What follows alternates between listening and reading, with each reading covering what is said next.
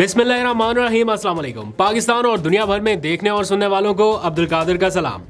पूरा दिन आप जितनी मर्जी खबरें सुन लें, जितनी मर्जी खबरें चला लें, सोशल मीडिया पर हो, नेशनल मीडिया के ऊपर हो, बेशक आप नाम ना दिखाएं, बेशक आप तस्वीर ना चलाएं, बट सारी सियासत, सारी खबरें एट द एंड जब टॉक शोज शुरू होते हैं या जब डिस्कशन होती है तो इमरान खान और पीटीआई के इर्द गिर्द ही घूम रहे हैं।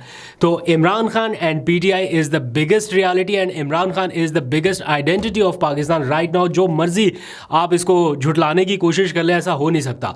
तो आज के दिन की भी कुछ हाइलाइट्स हैं जो इमरान खान के इर्द गिर्द ही रिवॉल्व कर रही हैं। बल्कि अब से कुछ देर पहले अडयाला जेल में एक अहम मुलाकात हुई।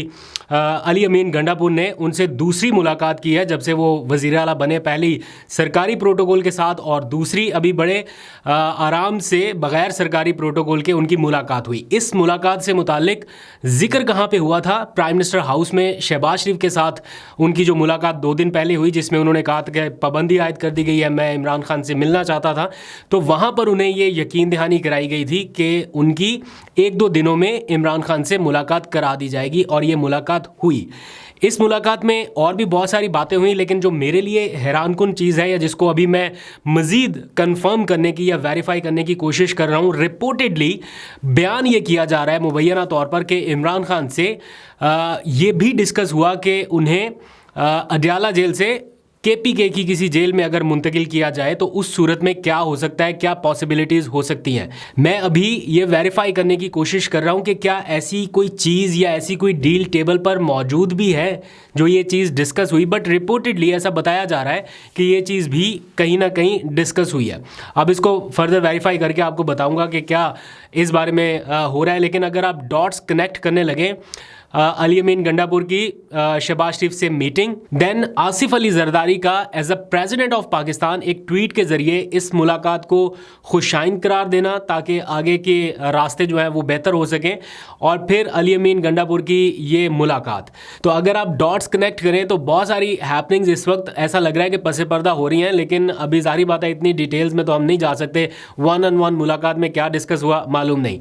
इमरान खान ने आज ही सहाफ़ियों के साथ भी कुछ बातचीत किया है। काफ़ी दिनों के बाद उनकी जर्नलिस्ट के साथ ऑफ द रिकॉर्ड जो बातचीत है वो मैं एज इट इज़ उनके कहे हुए जुमले कोट एंड कोट एक तरतीब से आपके सामने रख दूंगा कि इमरान खान मौजूदा सूरत हाल पर क्या कह रहे हैं। ये जो एक तनाज़ा चला आ रहा है कि सुन्नी इत्तेहाद कौंसिल के साथ पीटीआई को जाना चाहिए था या फिर मजलिस वहदतुल मुस्लिमीन के साथ या शेरानी ग्रुप के साथ, तो इमरान खान क्या समझते हैं, बल्कि वो तो ये कह रहे हैं कि तीनों के साथ ही इल्हाक करना चाहिए था। और फिर जो इतनी ज़्यादा कन्फ्यूजन इस वक्त क्रिएट हुई है और सोशल मीडिया पर मैं देख रहा हूँ 2-4 दिनों से पीटीआई के लोग बहुत ज़्यादा एक दूसरे के ऊपर ही बातचीत कर रहे हैं या एक दूसरे को टॉन्ट्स करते दिखाई दे रहे हैं या वॉट एवर आप कुछ भी कह सकते हैं। लेकिन एक आपस में ही चपकलिश जो है वो सोशल मीडिया के ऊपर चल रही है।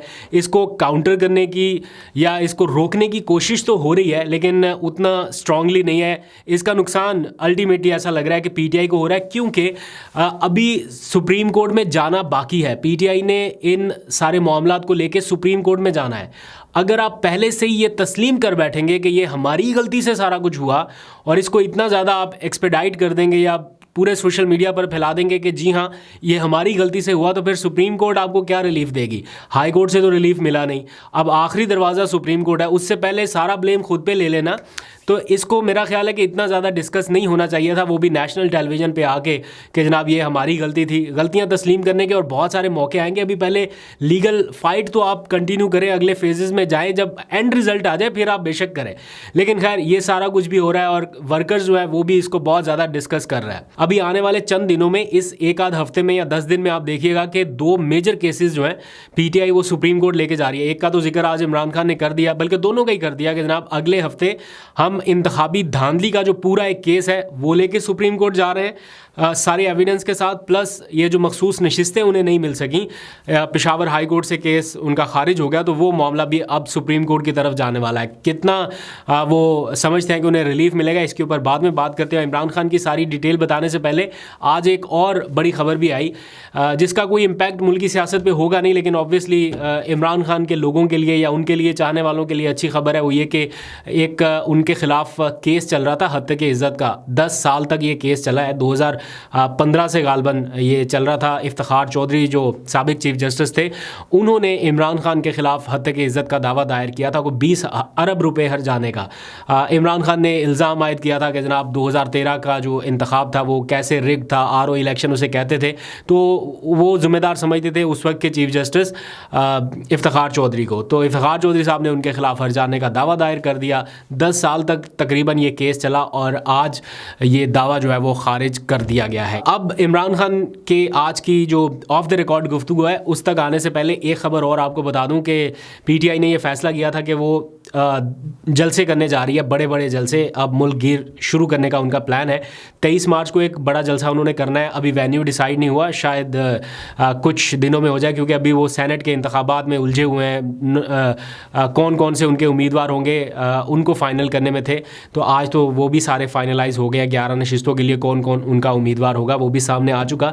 लेकिन इसी के साथ साथ एक जलसा 23 अप्रैल को गालबन 21 अप्रैल को, सॉरी 23 मार्च को तो वैसे उन्होंने दूसरा जलसा करना है जिसका भी अनाउंस नहीं किया गया। 21 अप्रैल को कराची में जलसा करने का फ़ैसला किया है। और हलीम आदिल शेख जो मेरे ख्याल कराची के PTI के प्रेसिडेंट भी हैं, उन्होंने आज अली अमीन गंडापुर से मुलाकात की और उनको दावत दी कि वो 21 अप्रैल को कराची आएँ और वहाँ पर जलसा करें।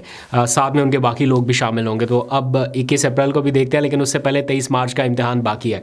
अब आ जाइए, बल्कि एक और ख़बर भी जाते जाते, असद तूर को रिहा कर दिया गया, जो कि एक पॉजिटिव डेवलपमेंट है। ये कहा गया था इस्लामाबाद हाई कोर्ट की तरफ से कि आज ही उनकी ज़मानत के हवाले से हतमी फ़ैसला किया जाए, और आज उनकी ज़मानत मंजूर हुई थी। कुछ देर पहले उनको अडयाला जेल से रिहा कर दिया गया। तो असद तूर और इमरान खान एक ही जेल में कैद थे। असद तूर साहब रिहा हो गए, तो इमरान खान की रिहाई की उम्मीदें अभी बाकी हैं, या कोशिशें अभी बाकी हैं। अच्छा, अब आ जाइए ऑफ द रिकॉर्ड गुफ्तगू जो इमरान खान ने आज जेल के अंदर कुछ सहाफ़ियों से की है। इमरान खान साहब कहते हैं, मैं डिटेल से आपको बता देता हूँ, कोट एंड कोट ये सारे जुमले उन्हीं के हैं। इमरान खान साहब ये कहते हैं कि हमने IMF से फ्री एंड फेयर इलेक्शन की बात की थी।